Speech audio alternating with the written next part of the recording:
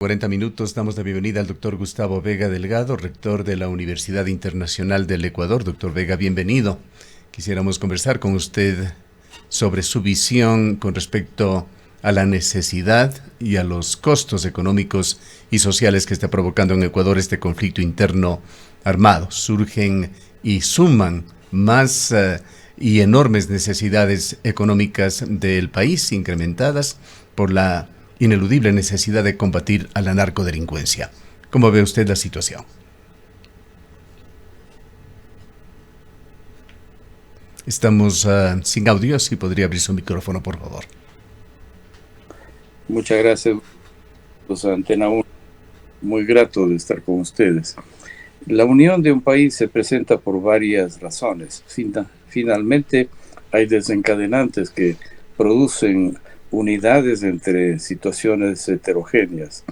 Cuando hay un grave conflicto externo, tal fue el caso en distintos momentos con la guerra frente al Perú, en donde el país se unió, inclusive en la última contienda frente al proceso final de la paz con el vecino país hermano siamés del Ecuador, Perú, cuando los expresidentes del Ecuador se unieron para robustecer una política interna frente a un en entonces enemigo común. Pero también se producen uniones cuando hay graves conflictos internos. Y yo he sentido que esta última etapa, en donde el narcotráfico ha tenido de rehén a todo el Ecuador, no solamente a determinados guías penitenciarios, el Ecuador se ha unido y ha habido una política unitarista. Se han reunido los expresidentes y han ofrecido respaldo no solamente al gobierno, sino al Estado, al país. Este es el caso del conflicto interno que vive ahora el Ecuador, y creo yo que hay que aprovechar esa unión para poder hacer esfuerzos en cada uno de los campos, para que cada uno desde nuestro propio ámbito trabajemos para que el Estado fallido, que es el Ecuador, pueda volver por senderos de esperanza y de futuro. Esto es el caso precisamente del momento actual que vive el Ecuador. Por tanto, yo pienso que hay que aprovechar esta unión y no erosionar esa unión a través de situaciones partidistas, de intereses parciales que puede tener la comunidad de un país por lo heterogéneo que es. Doctor Vega, muy buenos días. Gracias por estar con nosotros en esta mañana. Pues recordábamos que usted presidió Amnistía Internacional aquí en el país. Hace pocos días la Human Rights Watch hizo algunas observaciones a esta declaratoria de conflicto armado interno en el país. Sugería que esto, lejos de abonar a solucionar esta situación que está atravesando el país, podría empezar a generar otro tipo de problemas. ¿Cuál es su opinión sobre esta declaratoria y cuáles serían las implicaciones para la coyuntura actual? En efecto, es necesario que la declaratoria de estado de excepción tenga márgenes constitucionales. Según los patrones legales, se puede hacerlo solamente durante 2 meses. Y esperamos que precisamente el manejo de la fuerza pública y la policía tenga un freno en los excesos que puede provocar el sistema en el cual un estado de excepción, abonado además por algo inédito en el Ecuador, que se haya declarado conflicto armado interno. Por tanto, es de observar que los agentes del orden guarden bajo la jerarquía respectiva la lógica necesaria para no exacerbar el exceso de autoridad. Ciertamente, en los países en donde se declara un estado de emergencia, hay una cantidad de preocupaciones respecto del futuro de los derechos humanos. No solamente se trata, por tanto, de vigilar que el país entre en lógica frente a una situación tan dramática como el narcotráfico, sino que el exceso no pueda ser alimentado por situaciones que lesionen nacional e internacionalmente al país y entre en una suerte de observación de lo que ocurre en el caso ecuatoriano, el manejo de la fuerza pública. Generalmente se puede entender que durante un tiempo límite puede haber una línea de declaratoria de emergencia y de conflicto armado, pero no puede durar durante un tiempo exagerado. Esperamos que esta situación, que ha tenido éxitos notorios en los primeros días, no solamente porque han controlado el país, se han liberado los rehenes, a pesar de que hay situaciones difíciles todavía para gobernar, esperamos que entre en una línea de cierta estabilidad. Muy difícil, porque el narcotráfico alimenta, según los expertos y conocedores, aproximadamente 50.000 personas en el Ecuador. 35.000 son militares, 50.000 y algo más policías. Por tanto, es una guerra muy igual, de igual a igual, y con métodos que no son precisamente similares. Yo creo que en efecto no vamos a tener una consecución muy inmediata de estabilidad en la seguridad general del Ecuador, pero sí creo que goza de popularidad inicial la acción mancomunada de las Fuerzas Armadas y la policía en base de poder controlar una situación que se ha ido de las manos. El narcotráfico, doctor Vega, tiene enormes, gigantescos recursos, no tiene escrúpulos, no tiene límites. En la contraparte, el Estado sí, y debe tenerlos. No se ha dado, por una parte, plazos al conflicto armado interno. Se entiende que durará por lo menos hasta el 8 de marzo, fecha en la cual terminará el estado de excepción. Ecuador tiene que someterse a normas del derecho internacional, hay también temas de soberanía y aquí surgen muchas inquietudes sobre el tema de derechos humanos, alcances y límites de apoyo de países amigos. La Corte Constitucional ya en estos días alista un dictamen de tratados internacionales para un posible apoyo de fuerzas de seguridad de Estados Unidos en territorio ecuatoriano, y todo esto trae inquietudes. Ratifico lo que menciona Gustavo y también en la pregunta Rosana. Son temas que tiene que manejarse con extremo cuidado y con visión de Estado. No es posible que realmente, por un efecto convincente y necesario de controlar la ocupación que ha tenido el narcotráfico en el Ecuador, puedan violarse elementales derechos en los códigos internacionales. Es cierto, hay que realmente saber que hay provincias especialmente afectadas, Guayas y Esmeraldas. Esmeraldas está prácticamente tomada por los tiguerones. Se menciona que hay 1.500 tiguerones en las cárceles, ahora ya inclusive algunos fugados, y 3.000 tiguerones en las calles. Por eso es que, siendo provincia fronteriza con Colombia, y además que da al mar, Esmeraldas es el epítome de la violencia general del Ecuador. Hubo un momento en donde la tasa de homicidios llegó a 70 por 100.000 habitantes en Esmeraldas. Y la segunda provincia que tiene igualmente riesgo es Guayas. Por cierto que no se logra controlar la violencia en Guayas, a pesar de que el gobernador es un estupendo ciudadano, ex militar y hombre cívico, que tiene dotes múltiples para liderar la provincia. Me refiero a Alberto Molina, pero es tan difícil en cuestión de días controlar una situación que ha sido estructural. Este momento mismo, Ecuador tiene una media de 40 homicidios, o sea, muertes violentas por 100.000 habitantes, que es uno de los más altos índices que tiene el mundo. Algunas ciudades del norte de México le igualan, pero realmente es que hemos vivido un estado paulatino de que el Ecuador, isla de paz, se convirtió en zona de tráfico de la cocaína para Europa. El 60% de la cocaína de Europa viene de Ecuador, no porque lo produzcamos, hay laboratorios mínimos, sino son zonas de enlace y comercio. El fentanilo, que consume ahora más, una droga perversa, Norteamérica, no viene precisamente del Ecuador, pero sí Europa.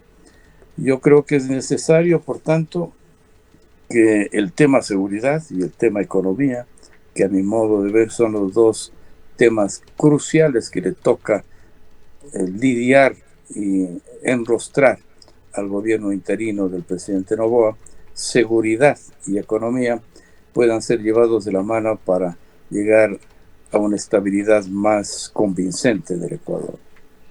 Ahora, doctor Vega, ¿cuáles son sus criterios sobre las alternativas que está planteando el gobierno nacional para financiar este conflicto armado? Se advierte que tendrá un costo de 1.020 millones de dólares aproximadamente y que, bueno, este conflicto necesita definitivamente recursos. Entre ellos está un incremento al impuesto al valor agregado del 12 al 15%. También se habla de la focalización de los subsidios. Lo uno estaría en manos del gobierno nacional, el segundo y el otro está en este momento debatiéndose en la Asamblea Nacional con un plazo máximo de 30 días para resolverlo. Las alternativas que el presidente Noboa ha planteado son cívicas y honestas, porque el Estado está en bancarrota. En una de las preguntas que eventualmente pueda ser aprobado para la consulta popular está, por ejemplo, la reinstauración de los casinos en el país. Los casinos son siempre ambivalentes. En el caso particular de Montecarlo, en manos de la familia Rainiero, que son los, diríamos, los líderes desde el medioevo en Montecarlo y en Mónaco, gobiernan los casinos con una probidad extraordinaria y sirve para el desarrollo de ese pequeño país, pero tan emblemático en el mundo. También es el caso de Montreal, en donde existe un casino de extrema utilidad para los ingresos de la provincia de Quebec y que se maneja con fines éticos y morales. Sin embargo, en Las Vegas, el otro casino o mega casino en el mundo, ha sido siempre zona de ocupación por parte de dineros ilícitos. Las Vegas es sin duda, en Nevada, uno de los paraísos fiscales del mundo. Por tanto, depende mucho cómo se maneja un casino. Hay que saber que tiene muchas lecturas un casino. Dostoyevsky tiene una obra clásica que se llama El jugador. En los casinos no hay relojes, porque quien entra a los casinos pierde el sentido del tiempo. Hay ciertas nociones, evidentemente, de tipo psicopatológico en un jugador compulsivo. Sin embargo, se nota que el presidente Noboa está desesperado, es la palabra apropiada, para buscar nuevos ingresos. Y hay que saber cuáles son los mejores. Yo creo que la otra posibilidad son los subsidios. Es cierto que la focalización de los subsidios sería lo mejor, siempre y cuando se lo haga de una manera óptima, porque no es correcto que realmente el subsidio sea universal, pues estamos afectando el desarrollo del país cuando los subsidios no sean focalizados. El IVA, el aumento en 3 puntos, sin duda que no afecta a la canasta básica, porque muchos de los productos de la canasta básica no están sujetos al IVA. Pero es un motor en espiral. La harina, por ejemplo, que alimenta los insumos para el pan, sí podrá ser sujeto de aumento y puede, en un país dolarizado, obtenerse una posibilidad real de inflación mayor de la que tenemos. Por otro lado, es un tema altamente político. Las tiendas políticas en la Asamblea creo que mirarán 3 veces antes de aprobar o rechazar, o simplemente en la indolencia dejar que pase los 30 días para que entre por el Ministerio de la Ley, que es una tercera opción. El IVA es un tema ciertamente complicado, también los subsidios, pero es cierto que hay que buscar nuevas formas de ingresos. Yo diría que una de las cosas más importantes es gravar los grandes capitales que están prácticamente en hibernación o en moratoria.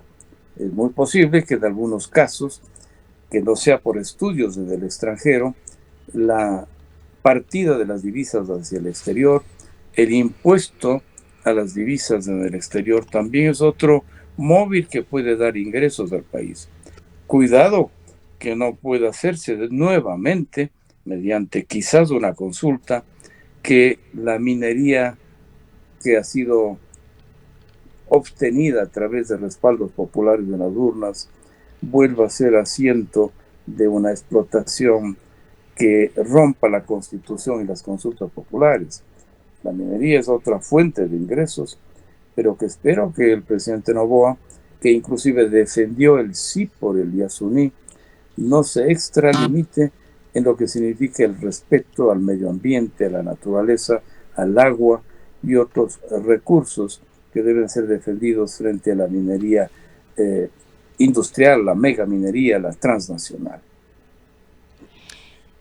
Es así, o sea, realmente se abren una serie de posibilidades que de alguna manera se han estado combatiendo en el país, entre estas el extractivismo por los efectos sobre todo que tiene con respecto al medio ambiente, el cuidado de la naturaleza, pero el escenario ha cambiado. Hemos escuchado a conocidos y destacados analistas hablar de que se tiene que explotar prácticamente todo para salir de esta gran crisis económica, pero hay temas que no dejan de preocupar. El tema de el agua y la minería aquí en la ciudad de Cuenca, en nuestro muy modesto criterio, es un tema que no puede cambiar debido a estas circunstancias. Hay también análisis, doctor Vega, que hace Credit Research y Ricardo Penfold. Ellos son muy conocidos analistas del mundo de Wall Street, y en un artículo muy interesante que dice Ecuador viable en el 2024 sin el Fondo Monetario Internacional. Lo hacen como una pregunta, señalan lo siguiente: con fuentes limitadas de liquidez, la estrategia del gobierno es arriesgada, sin un plan de gobierno sobre cuándo y cómo consolidarán las cuentas fiscales de Ecuador y reinsertará al país en el mercado internacional de capitales. Los bonos deberían negociarse con los caprichos de los precios del petróleo. La idea de que el gobierno tiene un programa bien pensado es, en el mejor de los casos, turbia, como lo destaca la pregunta del referéndum sobre los casinos. Esto es lo que piensan distinguidos analistas sobre los casinos en Wall Street. El día de ayer bajó ligeramente, y en los días pasados, ya con la intervención del gobierno en las cárceles, el riesgo país por lo menos por debajo de los 2.000 puntos, pero es muy inquietante la situación de Ecuador, mientras destacados analistas como Mauricio Pozo, por ejemplo, le sigue preocupando el hecho de que no presente planes concretos, por lo menos para conocimiento de la opinión pública, el gobierno de Daniel Noboa. El plan de seguridad, tampoco un plan económico. Antena 1 siempre está bien informado, y ese es un mérito para el periodismo ético y eficiente. En efecto, son estudios que sobre el Ecuador se están haciendo. Estamos en la mira del mundo en muchos campos. Si usted sintoniza Deutsche Welle, la televisión italiana, la televisión española, estamos siempre en las primeras páginas. Preocupa al Ecuador hondamente porque el mundo es cada vez más global, indudablemente.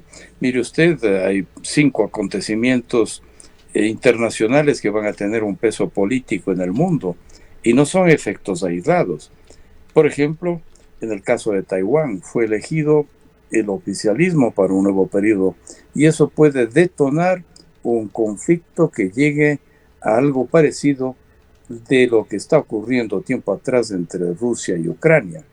Entre China y Taiwán, China lo considera como una provincia rebelde a Taiwán y que se ha mantenido con líneas nacionalistas en la isla de Formosa, pues va a ser un desencadenante grave que también en el caso ecuatoriano puede cosechar influencias de tipo económico. En el caso de los hutíes, un grupo subversivo, para algunos terrorista como Hamas y como Hezbollah, que se han tomado la entrada al Golfo Pérsico y que bloquean los ingresos y salidas de los buques con petróleo en el lugar más productivo del petróleo en el mundo. Ese es un tema que tiene impactos globales. Yo diría que también va a tener un impacto grave en el mundo, y el Ecuador no es una excepción. Las elecciones en Estados Unidos en este año. También Canadá, China e India tendrán elecciones, países enormes y de gran influencia. Lo que ocurra con estos países, tendré que decirlo, también impactará en más o menos en el Ecuador, sobre todo Estados Unidos. Y diré sin ambajes que si el expresidente Trump sube de nuevo al ejercicio político de la Casa Blanca, es un mutis por el foro. sería una regresión democrática abismal para el mundo. Y sobre esto, dos ingredientes más. El de Guatemala, que puede tener influencia, después de tantos años, después de un genocidio de 200.000 indígenas, y después de haber sido tomado por la Standard Fruit en el 50% del territorio guatemalteco, hay visos de renovación de un país maltratado. Pues esperamos que Arévalo, hijo también de un expresidente que imprimió una línea de transformación, sin embargo abortada en Guatemala, va a tener impactos en América Latina, y además en el tema que tiene que ver para todos en América Latina, el tránsito de los migrantes latinoamericanos hacia Estados Unidos. Y algo mucho más remoto que me permito a manera de para-respuesta mencionar en el mundo internacional es un cambio interesante en Dinamarca, la abdicación de la reina Margarita, la monarquía más antigua de Europa, Gustavo, Rosana, 1000 años, que tuvieron la sabiduría, sin embargo, de retirarse la monarquía absoluta, retirarse a sí mismos la majestad de los reyes en favor de una democracia moderna. Solamente sobrepasa a la monarquía danesa la de Japón, que tiene más antigüedad. Pero son monarquías modernas. El 90% de popularidad tuvo la reina Margarita, ahora en manos de su hijo, un deportista, un políglota, un cuadro interesante, que habrá que ver cómo cosecha de su madre la influencia de una monarquía madura. Bueno, los esquemas internacionales van a afectar sin duda al Ecuador. La guerra entre Rusia y Ucrania afecta al Ecuador y ha sido necesario mantener una política de mucho cuidado para evitar impactos económicos si se toma partido en forma ingenua por uno de los dos países en conflicto. Por cierto que está primero el caso de los principios internacionales, pero la diplomacia no puede ser ingenua. Por tanto, yo diría que en materia internacional y en materia nacional los tiempos son difíciles. El único país que está creciendo a un ritmo de 3.5 a 5 del PIB es México, curiosamente, a pesar del narcotráfico. Sin embargo, el resto de los países de América Latina tenemos un crecimiento deplorablemente de mal pronóstico. Por tanto, hay que ser realistas. Pero quizás para no desesperanzar a esta contienda hacia el futuro, hay que repetir las frases de los muros de París del 68. Hay que ser realistas. Pedid lo imposible. Hace muy bien ese doctor Vega en poner este tema de Ecuador en el contexto internacional, porque realmente es un conflicto que trasciende nuestras fronteras. France 24, coincidencialmente en este fin de semana, France 24, para quienes puedan no conocerlo, es la filial en audio y video en las redes de Radio Francia Internacional, y realiza foros mensuales de periodistas para hablar de los temas más importantes del mundo. En este fin de semana habló de 3 guerras en el mundo: Israel-Palestina, Rusia-Ucrania y del conflicto interno armado de Ecuador, que lo consideran esos periodistas internacionales que ven el mundo desde París como un conflicto no de Ecuador sino de Latinoamérica, que si bien con distinta intensidad en cada país, es un continente amenazado por la narcodelincuencia. La conclusión de este foro de periodistas es que Latinoamérica debe actuar en forma conjunta y coordinada. En efecto, la teoría de la dependencia de Fernando Enrique Cardoso y Enzo Faleto, que fue un tiempo interesante como alimento para la CEPAL, que presidía Raúl Prebisch, el argentino acantonado en Santiago de Chile. Esa teoría de la dependencia ha ido cambiando a otras formas de ver el mundo. Wallenstein habló del sistemas mundo y paulatinamente se habla más de globalidad. En efecto, los efectos múltiples que en el planeta ocurran en zonas aparentemente secundarias o terciarias tienen un remolino, un efecto tsunami en el resto del mundo. En unos casos más que en otros, pero sin duda la exportación de la narcoguerrilla del Ecuador al resto de América Latina sería gravísimo. Por ejemplo, en el caso de Argentina, solamente se tiene un cártel de preocupación, el de Rosario, pero el resto es bastante tranquilo. Estuve para dictar un seminario en Jujuy, Salta y Tucumán durante unos días de fin de año. Esas tres provincias gozan de total seguridad en Argentina. Sin embargo, sin duda, un proceso paulatino de internacionalización del conflicto que vive el Ecuador al resto de América Latina es muy posible. Ya pasó hace muchos años con el efecto Colombia en el resto del mundo. Sin duda tenemos cosechas distintas en lo que significa en América Latina, pero es un polvorín. América Latina es un polvorín. Todavía Chile no encuentra su sendero hacia una constitución distinta. Brasil está talando menos bosques, lo cual es bueno, pero todavía con serios conflictos de estabilidad internacional, todavía de alguna manera en una línea de alianza con el grupo ALBA, que ha sido perverso para el desarrollo de América Latina, en donde Nicaragua, Cuba, Venezuela están en una línea retardataria frente a un proceso de cara al futuro. Las situaciones son difíciles. Yo creo que por eso es que la mira está en el Ecuador, porque si es que el Estado controlado en el Ecuador por la guerrilla se exporta al resto de los países, pues sin duda es un tema que ya tiene una internacionalización que preocupa al mundo. Ahora, doctor Vega, quizás retomando el tema interno, en este caso de la gestión del presidente de la República, Daniel Noboa, en este corto gobierno se ha apresurado para la toma de decisiones en el envío de proyectos urgentes. El día de ayer llegó el cuarto proyecto urgente a la Asamblea Nacional. Esto es posible sin que se haya resuelto el anterior, justamente porque estamos en un estado de excepción. Este cuarto proyecto de ley orgánica de urgencia económica es para la recuperación de activos de origen ilícito y de transparencia en la contratación pública, según ha trascendido en este documento. Este es otro tema, doctor Vega, que se ha venido discutiendo y debatiendo en los últimos tiempos, precisamente para poder combatir la corrupción, no solamente en el sector público, se esperaría además. En efecto, notado, no lo he leído todavía, es un nuevo proyecto de ley con el carácter de urgente que tienen que en 30 días responder. El título es importante, la recuperación de dineros ilícitos.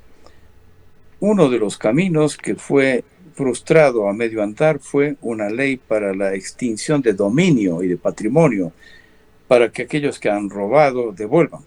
Sin embargo, se necesita una reforma a esa ley, y sin necesidad de una nueva ley, sí puede reformarse esa que está a medias, para lograr que no solamente se condene al corrupto, sino que se le obliga a devolver. Y esa es una fuente impresionante de ingresos para el Estado, que los ladrones devuelvan el presupuesto que ha sido usurpado. En este caso, la extensión de patrimonio de dominio es un tema que debería la Asamblea retomar y mejorarlo, depurarlo, para fines de su transparencia frente a la lucha contra la corrupción. Este nuevo proyecto que llega por parte del presidente Noboa, sin duda, está desesperado, y con razón el presidente, de buscar diferentes fuentes de ingreso en un país en bancarrota. Yo creo que es interesante que el hecho sacuda a la Asamblea y que en efecto pueda ser mejorado ese proyecto. No tanto pues que se adscriban, que se allanen a los textos, conviene que lo mejoren, que lo debatan maduramente y que sea depurado. De lo contrario, si es que tienen una política de omisión y negligencia, simplemente dejarán de participar, no asistirán, y en el transcurso de 30 días entra por el Ministerio de la Ley. Sí creo que es interesante el hecho de que hay mucha preocupación en las distintas carteras de Estado. Yo creo que hay un trabajo muy intenso en cada una de las carteras de Estado del presidente Noboa para buscar en cada campo aconteceres de beneficio para el país. En la propia Universidad Internacional del Ecuador le tuvimos ayer a la secretaria de la CENESIT.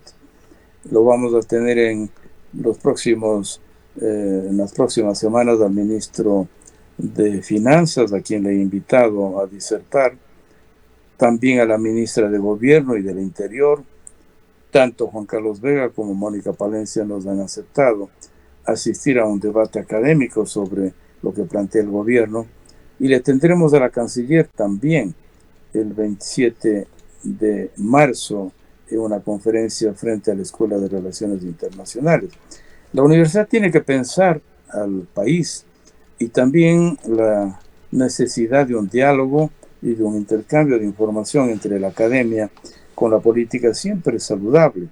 De esa manera no somos entes aislados y buscamos mejorar las propuestas que pueda haber un gobierno. Yo creo que en el caso particular del presidente Noboa tiene que asegurar que su identidad es un interinazgo, y en el interinazgo proceder de la mejor manera y no hacer cálculos políticos para una posible reelección, porque cuando el interinazgo se pervierte, realmente se altera la filosofía de un gobierno que ha sido elegido para un tiempo tan meteórico. Y por cierto, que los dos grandes problemas que tiene el Ecuador son la seguridad y la economía, y sobre eso hay que hacer esfuerzos juntos, todos, en salir adelante. Ya para cerrar, doctor Vega, bien vale la pena también, y es un buen momento para resaltar la actuación de autoridades locales unidas, autoridades del Estado central, gobernador entre ellos, y quienes dirigen los GATS locales, que han configurado en esta ciudad un comité de crisis que ha manejado con acierto, con eficiencia, la compleja situación, manteniendo en buena medida la normalidad de esta ciudad. El alcalde Zamora es un alcalde joven y visionario. Tengo que realmente saludar su ejercicio corto en su periodo, pero extraordinariamente valiente, proactivo, trabajador, y además con una experiencia que lo lleva durante años. Antes habiendo sido concejal y antes asesor de los alcaldes. También debo reconocer en el caso de Cristian Zamora su paso por el TEC de Monterrey, me consta porque fui embajador en México. Él fue un brillante estudiante en el Tecnológico de Monterrey, obteniendo un doctorado. Es un hombre capaz, valiente, y además ha sido hombre de diálogo. Ha logrado que los exalcaldes se reúnan en una mesa, ha logrado que las autoridades de la provincia, junto con el gobernador, por supuesto, y junto con la política abierta de los asambleístas, a unir esfuerzos por mirar la provincia y la ciudad de manera ecuánime y no parcializada. Pienso que en efecto estos golpes de timón en la alcaldía de Cuenca son asunto de exportación, porque creo yo que así tiene que ser un burgomaestre, un edil que llega a ser alcalde, mirar con un horizonte diáfano lo que significa el progreso de la ciudad. Me alegré muchísimo de que haya posiciones progresistas en favor de una visión unitaria. Y eso no quiere decir que haya que eliminar la discrepancia. La discrepancia siempre es saludable porque abona en favor de una visión más depurada de una idea que se trabaja. Una cosa es unanimidad, que es gregaria, y otra cosa es unidad, que es crítica, que es cerebral. Yo creo que se está llegando en la provincia y en la ciudad a niveles estupendos de demostrar cómo debe ser la gobernanza. Bien. Gracias nuevamente por habernos acompañado, doctor Vega. Gracias, Gustavo, Rosana. Declaraciones del doctor Gustavo Vega Delgado, rector de la Universidad Internacional del Ecuador. Son las 8:15. En mi futuro, me veo finalizando el máster que